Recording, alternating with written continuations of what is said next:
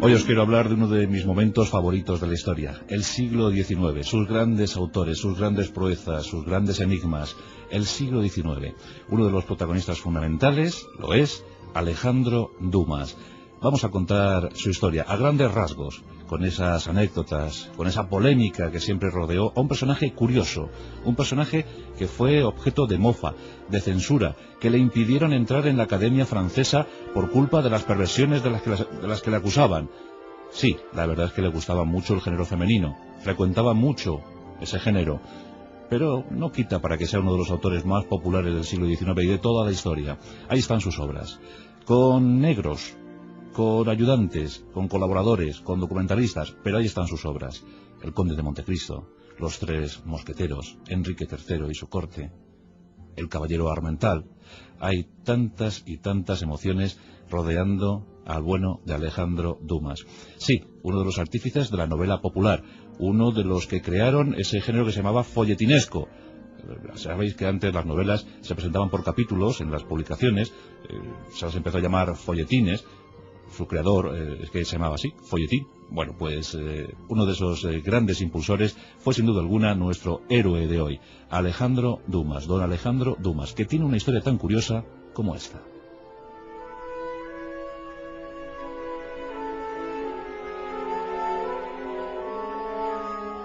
Un joven Alejandro, lo podemos ver correteando por la ville de Cotelet. Allí nació, el 24 de julio de 1802. Venía de una familia curiosa y dudosa. Su abuelo, el marqués de La Pelletier, era un noble díscolo, un hombre que fue a las Américas buscando fortuna y buscando amor. El marqués se afincó en la isla de Santo Domingo y allí tuvo amores con una esclava haitiana, con una esclava negra. Fruto de ese amor nació un niño, el padre de Alejandro Dumas. Y ese niño mestizo, consiguió llegar a ser general, nada más y nada menos que general de los ejércitos napoleónicos. Él estaba convencido con la República. Él siguió a Napoleón en sus campañas en Italia, también estuvo en Egipto, y luchó ferozmente al lado del que él consideraba el gran líder de la República. Pero luego llegó el imperio, luego Napoleón se aupó a sí mismo a la categoría de emperador. Y aquel general, el general David, no estaba muy conforme con esas ideas napoleónicas. En consecuencia, fue apartado, fue aislado, fue sometido al olvido.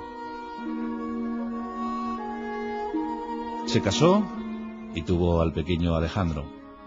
Alejandro Dumas. Se llama Dumas porque tomó ese apellido de su mamá, de su madre. Pero pronto murió el general David. Murió, como os digo, olvidado, casi en la indigencia. Murió en 1806, cuando Alejandro tan solo tenía 4 añitos.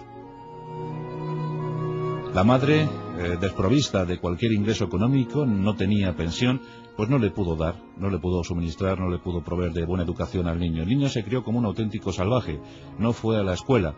Fue muy tarde cuando aprendió a leer, y no precisamente los clásicos, las novelas habituales, no.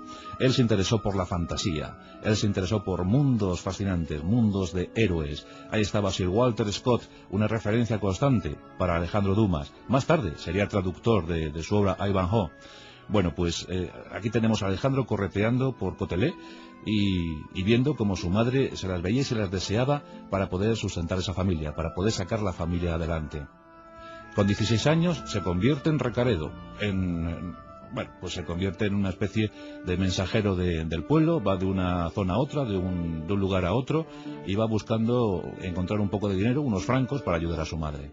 Esta consigue, pues un beneficio a cargo del gobierno francés. El gobierno francés le entrega un estanco. Y con el estanco, vendiendo tabaco, pues consigue sacar al pequeño Alejandro adelante, consigue comprarle esos libros que tanto le interesaban. Y Alejandro lee ávidamente, pero tiene un sueño, y ese sueño no es otro sino París. Él quiere viajar a París, él quiere progresar, él quiere culturizarse. En 1822, con 20 años, en compañía de un amigo, viaja a París, y allí estaba, la ciudad luz, esperándole. Algo iba a ocurrir, una extraña unión se iba a producir. Alejandro Dumas entraba en París, y entraba al servicio del duque de Orleans, y este frecuentaba los ambientes culturales, este acudía a las élites sociales, y allí se leían las obras, porque era costumbre en el siglo XIX, antes de estrenar cualquier obra, era la costumbre leerla en público. ir a uno de estos salones sofisticadísimos y leer la obra, la leía el autor de su propia voz, y la leía para ver cómo la recibía el público. Siempre lo primero era ofrecerlo a las clases pudientes, luego ya veríamos. Existían en aquellos tiempos dos grandes teatros en París. Por un lado, la Comédie Française, y por otro lado el Odéon. Eran las dos grandes instituciones teatrales. Lo que no querían estos dos teatros, pues pasaba a pequeños teatrillos de los bulevares. Allí se representaban comedietas, operetas y todas las obras rehusadas por la Comédie o el Odéon. Alejandro Dumas sueña con estrenar sus obras, quiere ser autor teatral, ya lo tiene seguro, ya está convencido, quiere estrenar sus obras en la Comédie Française. Y se empieza a relacionar con los viejos actores de la Comédie. Quiere que esos actores algún día interpreten algo escrito por él. Por fin está a punto de consumarse un sueño. Nos encontramos en 1829. Alejandro Dumas está muy nervioso. Víctor Hugo todavía no había estrenado Hernani, sería un año más tarde cuando se produjera este asunto. Pero Alejandro estaba nerviosísimo. Los melenudos románticos le acompañaban. Él también le gustaba mucho sentirse romántico. Y estrena Enrique III y su corte. Previamente, como os he comentado, había leído esta obra ante el público, y el público la había acogido con mucho calor. Esa calidez le dio fuerzas para ir al teatro y estrenar. Y estrenó con muchísimo éxito. Enrique III y su corte fue el impulso claro y definitivo para el nuevo autor teatral, Alejandro Dumas. Su nombre empezaba a sonar por todo París.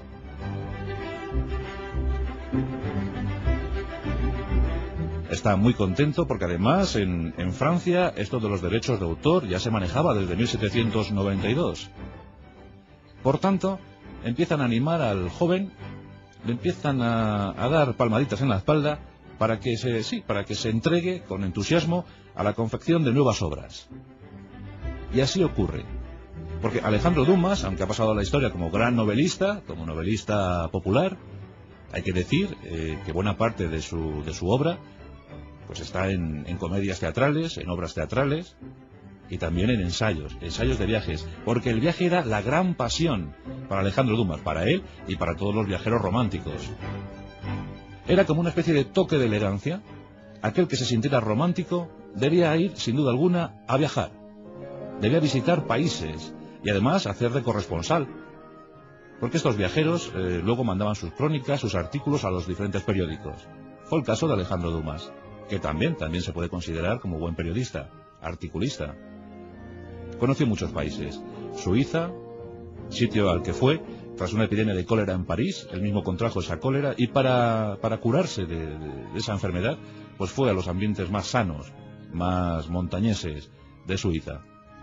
Esto ocurría cuando tenía tan solo 30 años, pero llegarían otros lugares porque, por cierto, provocaron libros, ensayos de viajes. Él estaba enamorado, absolutamente enamorado de Italia. Allí había estado su padre y le había contado muchas cosas. De pequeñito, los primeros cuentos seguramente fueron en italiano. Él quería aprender idiomas.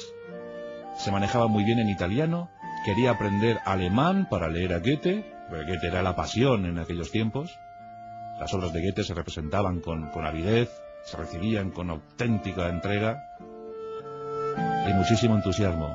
Bueno, pues él viaja a Italia, crea algunos libros, va a Rusia, hay un libro ahí, Impresiones de Rusia, también otro en Arabia, donde se pasa una temporada, Arabia Feliz. En fin, hay otro incluso que tiene que ver con nuestro país, hay un libro que se llama De París a Cádiz. Son los ensayos viajeros de Alejandro Dumas. Pero su éxito le hace pensar en crear novela. Él quiere crear novela, quiere escribir novela. Y empieza a realizar... Bueno, ya Enrique III había sido una obra en prosa, pero quiere ahondar un poquito más. Él está siempre interesado por la novela de fantasía, por la novela de aventuras, esa novela que caracteriza al romanticismo, buscando héroes, buscando situaciones de honor, buscando aventuras inimaginables. En el siglo XIX, pues vivían inmersos en el maquinismo. La revolución industrial se había consumado, estaba en su cénit. las máquinas empezaban a dominarlo todo, y los románticos huían de eso. Los románticos viajaban con la imaginación y también con el poco dinero que iban recaudando de sus obras. Por tanto, Alejandro Dumas quiere escribir novela histórica. Ahora está tan en boga la novela histórica, bueno, pues en el 19 aún más. Muy interesado en la historia, no olvidemos que a lo largo de toda su epopeya, Alejandro Dumas pues recorre prácticamente la totalidad de los siglos de la Europa occidental. No olvidemos que son más de 150 novelas y otras tantas obras de teatro, artículos, ensayos, pero más de 150 novelas. Hubo momentos en los que Alejandro Dumas fue capaz de escribir, bueno, luego contaremos el dato, a lo mejor es no tanto, pero fue capaz de escribir 6 libros en 6 meses. A novela por mes. Y como os digo, utilizaba el método del folletín, novela por entregas, novela por capítulos. Los parisinos devoraban las obras de Alejandro Dumas, ya muy consolidado, muy confirmado como autor. En 1838 conoce a Auguste Maquet. Auguste Maquet es su negro. Y claro, es que si quería ser prolífico autor, pues no daba abasto. Él era muy trabajador, era entusiasta, trabajaba muchísimas horas, pero no daba abasto para todo lo que quería hacer, todos los proyectos que quería desarrollar.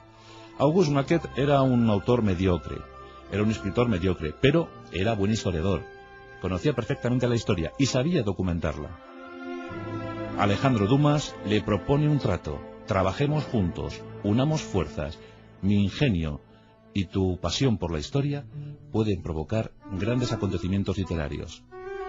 Auguste Maquet, que andaba más bien en ruina, pues no le parece mal el asunto y empiezan a trabajar juntos, sí. 1842. Alejandro Dumas tiene 40 años y aparece aquí lo que se puede considerar su primera gran novela, El caballero Armental. Con 40 años, el éxito es rotundo y el dinero empieza a llegar a raudales. Lamentablemente, igual que llega el dinero a la vida de Alejandro Dumas, también se esfuma. Es como si tuviera un agujero en cada palma de la mano. Gasta, dilapida, vive bien. Él ha sido de vida miserable, ha tenido que vivir con pocos francos, su madre casi en la indigencia. Él quiere conseguirlo todo. Quiere disfrutar como las grandes élites de París. Y empieza a gastar. Sus fiestas son muy famosas, sus cenas todavía más. Era muy aficionado a la comida. Era un gran gourmet. Le gustaba incluso elaborar sus propios platos. Auguste Maquet trabaja de forma febril. Confecciona, da cuerpo a los libros, luego llega Alejandro Dumas, le da el toquecito de ingenio, coloca un personaje aquí, un diálogo allá, la firma y a vender. Ya se empiezan a salir títulos. La casualidad siempre fue en ayuda de Alejandro Dumas, por lo menos en esta época. Nos encontramos en Marsella, en uno de los viajes de Alejandro Dumas, Biblioteca Municipal de Marsella. Alejandro, husmeando entre los títulos, encuentra uno, Memorias de D'Artagnan. Lo ha escrito un tal Sandras, un autor desconocido, un libro polvoriento olvidado que nadie usaba, pero él lo lee y encuentra la feliz idea, las Memorias de D'Artagnan. Ahí empezó a gestarse el gran acontecimiento, ahí empezó a crear las primeras ideas, empezó a esbozar las primeras ideas para los Tres Mosqueteros.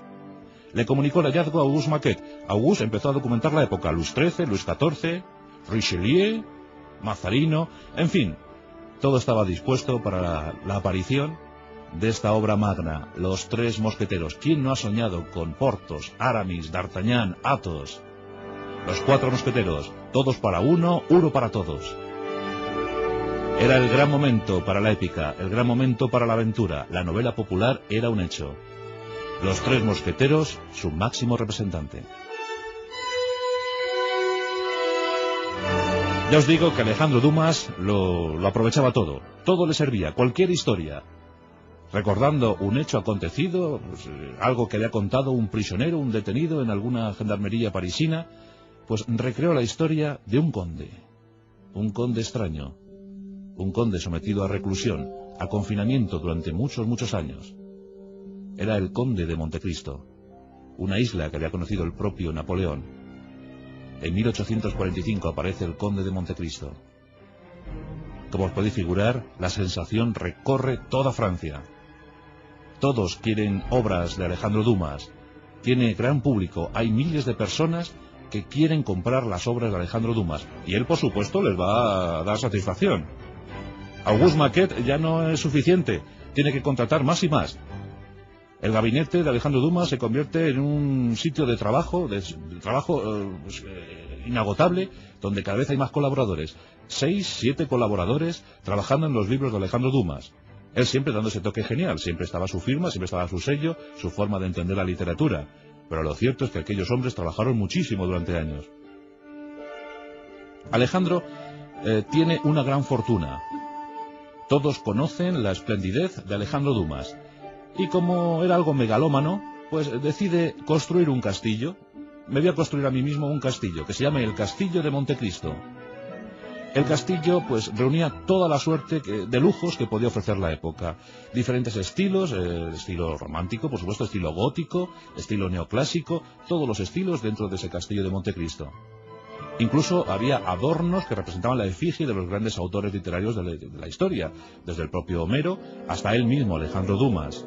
Sus iniciales por cualquier rincón del castillo. Al margen de este castillo, ordenó levantar un pabellón al que llamó Castillo de Yves, donde supuestamente iba a trabajar, aunque nunca abandonó su centro de trabajo. Él siempre estaba en esa calle Richelieu, curiosamente se llamaba Richelieu, en el 109 de la Rue Richelieu. Ahí se encontraba siempre Alejandro Dumas, con sus grandes colaboradores. También quiere levantar un teatro, quiere dar sentido a su pasión teatral. Y en 1846 se inicia lo que es una aventura triste. Se levanta el Teatro Histórico, un teatro que va a durar apenas 4 años porque rápidamente va a fracasar, no va a recibir los ingresos que él quería y ese teatro se va a la ruina.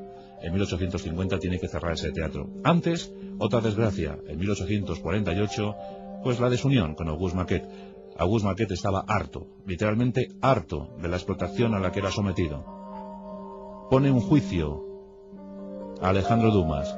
Es la comidilla de la sociedad parisina. No se habla de otra cosa. Alejandro Dumas, ¿acaso no hace él los libros? ¿Acaso no hace él las novelas? Finalmente se llega a un acuerdo. Auguste Maquet va a recibir el 25% de todo lo que se ha ganado hasta ahora con las novelas de Alejandro Dumas. Y eso es una cifra que para la época es de auténtico escándalo. 145.000 francos.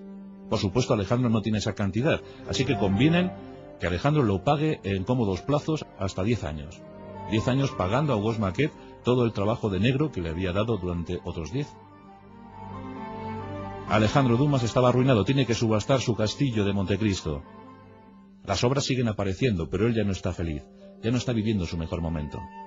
Por lo menos se regocija en el increscendo de su hijo, de su hijo Alejandro.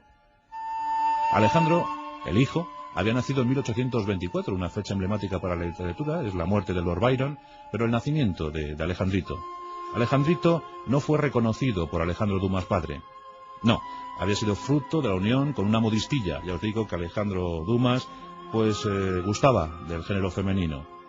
Le gustó esa modistilla, estuvo con ella un tiempo, y de ahí nació Alejandro Dumas. Tardó 6 años el niño en ser reconocido por su padre, pero luego fue el orgullo de este. En 1852, Alejandro Dumas, hijo, estrenaba La Dama de las Camelias. Era buen momento para el hijo, pero pésimo para el padre. Censurado por todos, criticado por todos. Le llamaban perverso. Le llamaban abyecto. Le llamaban explotador. Sus críticos lanzaban soflamas, mensajes, artículos. Decían Alejandro Dumas y compañía, fábrica de novelas. Eso es lo que es, una fábrica de novelas. Se lo decía a título despectivo, a modo despectivo. Alejandro no lo estaba pasando bien. Por si fuera poco, andaba en líos con la política. Él era republicano convencido. Había incluso ayudado con sus escritos a derrocar a Carlos X. Y también, pues, había participado en la Revolución de 1848. En ese momento, Julio Verne llegaba a París y los dos se conocían. Eso ya lo contamos en nuestro pasaje de la historia dedicado a Julio Verne. Pero en 1851 llega el golpe de Estado. Es momento para el Segundo Imperio, es momento para Napoleón III. Muchos literatos, muchos autores escapan, huyen de París. Se refugian en Bruselas. Es el caso de Víctor Hugo, es el caso de Alejandro Dumas. Muchos se van y critican a Napoleón III. Pero Alejandro ya no era el mismo. La producción baja alarmantemente. Pasan los años. Finalmente, Alejandro Dumas decide irse a Italia, a su sueño. Marcha a Sicilia y allí conoce a Giuseppe Garibaldi. Como buen romántico, Alejandro Dumas se entusiasma. Se pone al servicio de Garibaldi, del libertador italiano. Ofrece sus escritos, ofrece su ayuda, su apoyo moral, incluso con el dinero que va recaudando de sus derechos de autor, compra armas para los hombres de Garibaldi. Triunfa el movimiento garibaldiano. Y Garibaldi, agradecido, nombra a Alejandro Dumas, le nombra como una especie de director de arte, director cultural italiano. Se establece en un palacio de Nápoles y aquí hay una historia muy curiosa, porque Alejandro Dumas se interesa por Pompeya. Se interesa por las excavaciones de Pompeya. Incluso publica 2 libros, uno dedicado a Garibaldi y otro a los garibaldinos. Son momentos felices para él. Sus mujeres, cuántas mujeres en la vida de Alejandro Dumas. Ahí estaba, por ejemplo, Ida Ferrier, su mujer, a la que tuvo que pasar una pensión de 6.000 francos anuales, que le dolió muchísimo, pero estaba Camille, estaba Émile, Haddad, muchísimas mujeres en la vida, 6, 7, 8, 10, 100 mujeres. El amor, el cuerpo femenino, la belleza de la mujer, eso fascinaba a Alejandro Dumas. Un auténtico caballero. Todas o casi todas, siempre quedaron encantadas con el trato recibido por Alejandro Dumas. Estaba algo viejo, estaba algo mayor, tenía ya 60 años, más de 60 años. Y no sabía muy bien qué hacer con su vida. Su hijo estaba triunfando, pero no sabía muy bien qué hacer con su vida. Su última novela en 1866, Terror prusiano, así se llamó. Casi haciendo el prólogo a esa guerra entre Francia y Prusia que se produciría en 1870. 1870, el año de la muerte de Alejandro Dumas. Ese 5 de diciembre de 1870, en Puy, en la residencia de su hijo, de Alejandro Dumas, allí moría, casi inmovilizado, inválido, olvidado. Se le negó su entrada en la Academia Francesa, se le tachó de novelista popular, novelista para las gentes vulgares. ¿Cuántos de estos necesitaríamos, verdad? Aunque tuviera sus colaboradores, aunque tuviera su gente trabajando, pero lo cierto es que esas 150 novelas hicieron soñar a generaciones enteras. Fueron acusados tanto él como Julio Verne de ser escritores populares, comerciales, pero lo cierto es que gracias a las obras de Julio Verne, de Alejandro Dumas, pues todos hemos podido viajar con la imaginación, todos hemos podido ahondar. Luego, pues la literatura más rigurosa, más clásica. Pero eso ha sido la auténtica introducción para muchos, para miles, para millones de personas. Ese 5 de diciembre de 1870 fallecía Alejandro Dumas. Y la última curiosidad, su último libro publicado fue un diccionario de cocina, un diccionario de recetas, que también tuvo un notable éxito.